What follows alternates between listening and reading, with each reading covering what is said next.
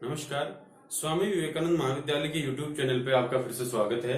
पिछले video lecture में हमने कार्टेशियन कोऑर्डिनेट्स में किसी कर्ल की बात करी थी। कार्टेशियन कोऑर्डिनेट्स में कर्ल की वैल्यू कैलकुलेट करी थी। आज उसी को आगे बढ़ाते हुए हम देख रहे हैं कि स्टोक्स की कर्ल प्रमेय क्या होती है। What is the theorem of Stokes. Stokes ने कर्ल को लेकर के क्या कहा। तो इस थ्योरम के अकॉर्डिंग किसी सदिश क्षेत्र में बंद पथ द्वारा परिबद्ध क्षेत्रफल की सीमा के अनुदिश किसी वेक्टर फील्ड में क्लोज्ड पाथ के थ्रू परिबद्ध क्षेत्रफल क्लोज सरफेस की बाउंड्रीज के अलोंग सदिश क्षेत्र का रेखा समाकलन line integral of vector field उस परिबद्ध क्षेत्रफल पर जो क्षेत्रफल हमने परिबद्ध किया है, इस क्षेत्रफल की बात कर रहा हूं, दो क्षेत्रफल हमने परिबद्ध किया है उस क्लोज्ड एरिया पर, क्लोज्ड फील्ड पर सदिश क्षेत्र के कर्ल, उस जो वेक्टर फील्ड है उस वेक्टर फील्ड के कर्ल का सरफेस इंटीग्रल के तुल्य होता है। क्या ये स्टेटमेंट हमारा यहां तक एक है, ये इक्वल होता है इस स्टेटमेंट के। किसी भी वेक्टर फील्ड में क्लोज्ड पाथ के थ्रू क्लोज्ड एरिया का बाउंड्रीज के अलोंग इंटीग्रल लाइन इंटीग्रल उस परिबद्ध क्षेत्रफल पर, उस क्लोज्ड एरिया पर जो वेक्टर फील्ड है उसके कर्ल के सरफेस इंटीग्रल के इक्वल होता है। तो यहां ये हम क्लोज्ड पाथ का लाइन इंटीग्रल अगर देखें तो वो है A vector dot d l vector which is equal to curl का सरफेस इंटीग्रल। ये हमने कल पढ़ा था del vector cross A vector, और ये यहां पे चूंकि मैंने क्लोज पाथ लिया और सरफेस लिया है, ये है डॉट डी ए वेक्टर। ये हमारा स्टोक्स की कर्ल प्रमेय को प्रदर्शित करता है। मैं फिर से रिपीट कर देता हूं, किसी सदिश क्षेत्र में बंद पथ के द्वारा परिबद्ध क्षेत्रफल की सीमाओं के अनुदिश सदिश क्षेत्र का रेखा समाकलन in a vector field, in a vector field the line integral of vector field which is closed path and closed area along the boundaries of that closed area, उस परिबद्ध क्षेत्रफल पर सदिश क्षेत्र के कर्ल का पृष्ठ समाकलन होता है, कर्ल का सरफेस इंटीग्रल होता है। Close integral A vector dot d l vector and del cross A vector dot d A vector का हमने यहां पे क्लोज्ड जो है इंटीग्रल कर दिया है, सरफेस इंटीग्रल कर दिया है। यही स्टोक्स की कर्ल प्रमेय थी। अब इस स्टोक्स कर्ल प्रमेय का उत्पत्ति कैसे होती है ये हम देखेंगे।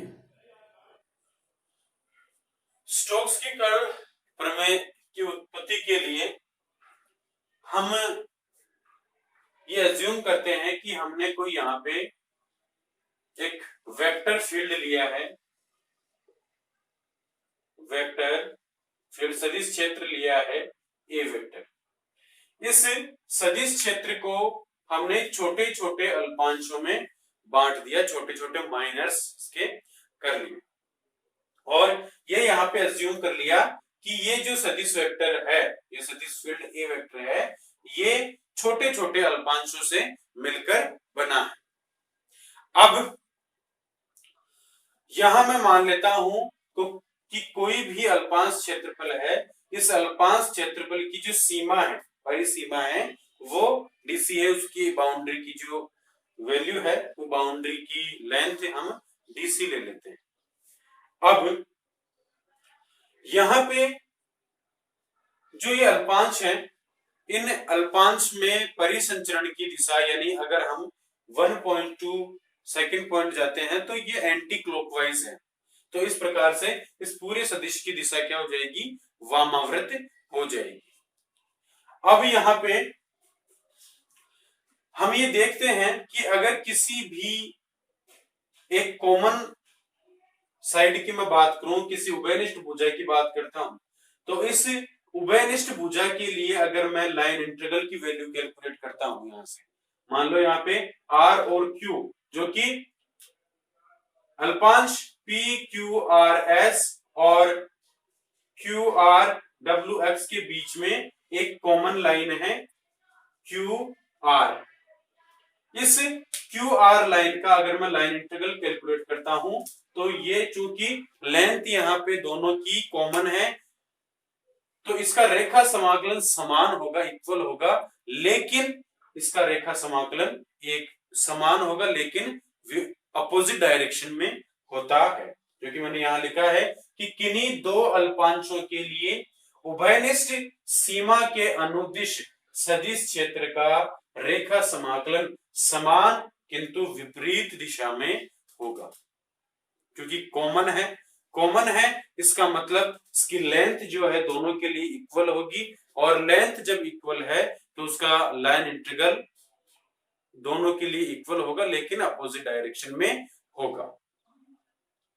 तो यहां से अब हम आगे बात करें, तो अगर मैं संपूर्ण इस क्लोज्ड सरफेस की बात करता हूं, इसे पूरे क्लोज्ड पाथ की अगर मैं बात करता हूं, तो मैं यहां देखूंगा कि इसका जो लाइन इंटीग्रल होगा वो इसका लाइन इंटीग्रल जितने भी यहां पे हमने अल्पांश लिए हैं उन अल्पांशों के टोटल के इक्वल होता है। ठीक है, मैं अगर किसी भी लाइन को इतने पार्ट्स में डिवाइड कर दूं, छोटे छोटे पार्ट्स में डिवाइड कर दूं, और अगर मैं पूरे की बात करता हूं, तो इन सब का टोटल जो है इस पूरी लाइन का इंटीग्रल हो जाता है, होता है।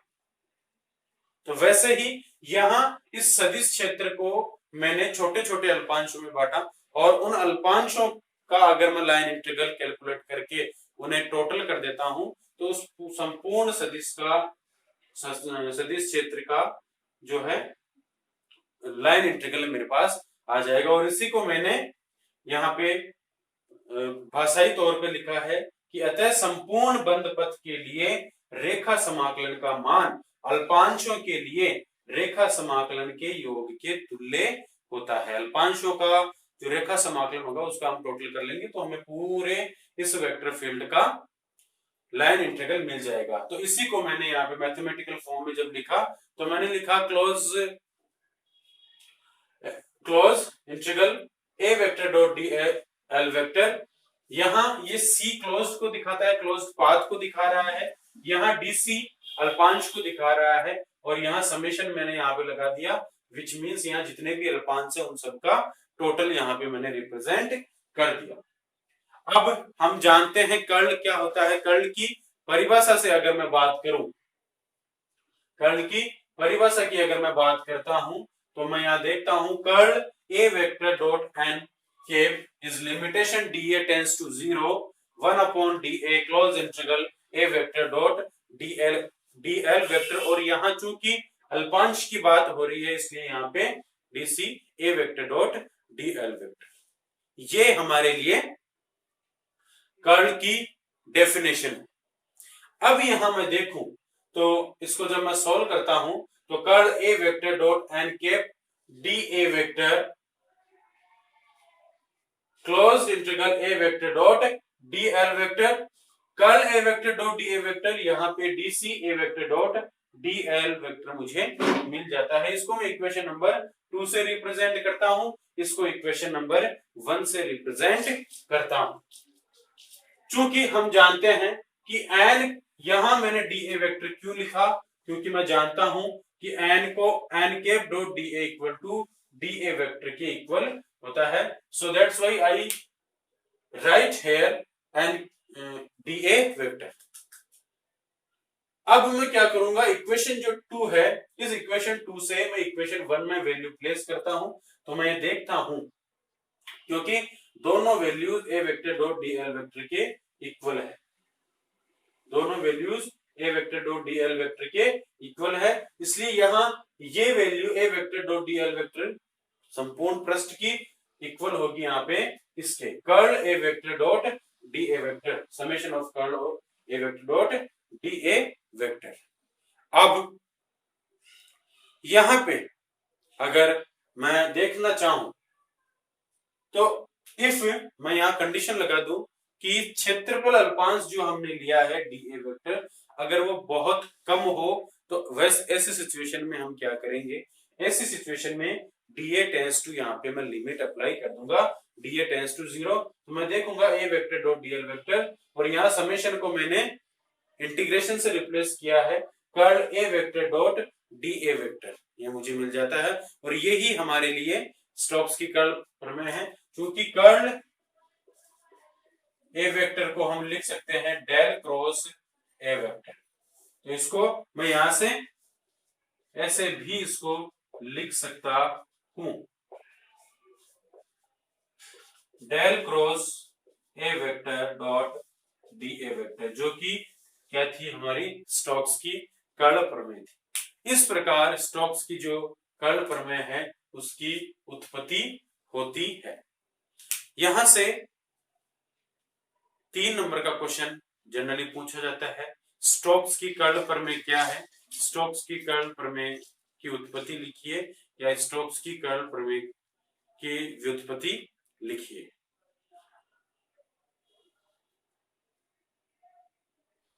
अब हम बात करते हैं घन कोण की, सॉलिड एंगल की। तो जनरली हमारे एग्जाम में ये पूछा जाता है कि घन कोण की परिभाषा क्या है। 1.5 नंबर में क्वेश्चन आता है तो हमें इसका केवल परिभाषा लिखनी है। परिभाषा क्या है कि किसी पृष्ठ द्वारा बनाया गया घन कोण, कोई भी सरफेस है उसके थ्रू अगर कोई सॉलिड एंगल बनता है परिमाण में यानी मैग्नीट्यूड में, उस क्षेत्रफल पृष्ठ की परिसीमा के प्रत्येक बिंदु को अभिष्ट बिंदु से मिलाने पर बनने कोण, कोण का मतलब है यहाँ शंकु से है, ठीक है, द्वारा अभिष्ट बिंदु को केंद्र मानते हुए एकांक त्रिज्या के गोलाकार पृष्ठ पर काटे गए क्षेत्रफल के बराबर होता है। यहाँ कोई पॉइंट P है और O है, इसकी ये परिसीमा है, ठीक है। अब इस परिसीमा पे को परिमाण में कितना होगा, यहाँ कोई एंगल बनता है, ये यहाँ पे एंगल बन गया, यहाँ ये मेरे पास इन दोनों पॉइंट्स को ये मिला रहा है P एंड Q।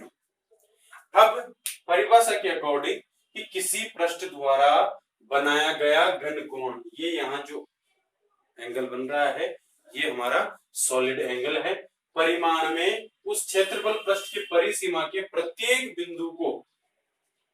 बिंदु को यानी ये बिंदु ले लिया, यहाँ पे ये ले लिया, P ले लिया, Q ले लिया, इसको मिलाने वाली इन दोनों को पॉइंट P और Q को O से मिलाने पर जो एक कोण बना है, ये यहाँ पे शंकु बना है, इस द्वारा अभिष्ट बिंदु को केंद्र मानते हुए, इस पॉइंट को सेंटर मानते हुए, इस पॉइंट को, इन पॉइंट्स को सेंटर मानते हुए एकांक त्रिज्या के गोलाकार पृष्ठ पर काटे गए क्षेत्रफल के बराबर होता है। यानी यूनिट एरिया में जो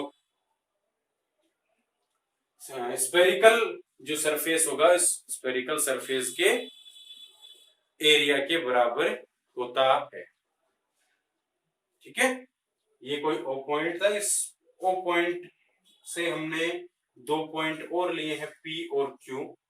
इन P और Q को जब इस O पॉइंट से मिलाते हैं तो हम यहाँ देखते हैं कि यहाँ एक शंकु का निर्माण हो रहा है, और इन दोनों पॉइंट्स को अगर मैं केंद्र मानते हुए वृत्ताकार स्फेरिकल गोलाकार सरफेस बनाता हूं तो इसके द्वारा जो काटा गया क्षेत्रफल है, इस क्षेत्रफल के बराबर इसकी वैल्यू होती है। ये घन कोण की परिभाषा है। अगर 1.5 नंबर में यहां से क्वेश्चन पूछा जाता है 1.5 मार्क्स में, तो हमें ये लिखना है घन कोण यहाँ सॉलिड एंगल कहते हैं। परिमाण यहाँ मैग्नीट्यूड होता है। परिसीमा बाउंड्रीज, कोण यहाँ पे हम सब जानते हैं, शंकु जिसे हम कह रहे हैं इंग्लिश में कोण बोलते हैं, कोण CONE एंड दैट इज शंकु। एकांक त्रिज्या यूनिट, पर यूनिट रेडियस, अभिष्ट बिंदु जिस पॉइंट की हम बात कर रहे हैं, गोलाकार पृष्ठ स्फेरिकल सरफेस, और क्षेत्रफल एरिया बराबर होता है, इक्वल होता है। तो ये यहां से हमारा जो घन कोण का कॉन्सेप्ट था वो यहीं पे एंड होता है। इतना ही हमें लिखना है। हालांकि इसकी उत्पत्ति भी है, लेकिन जनरली वो एग्जाम्स में पूछी नहीं जाती है। इसके बारे में हमारी जो 4th यूनिट है या 3rd यूनिट है, इसमें हम और बात करेंगे, तब इसकी हम उत्पत्ति को भी देखेंगे।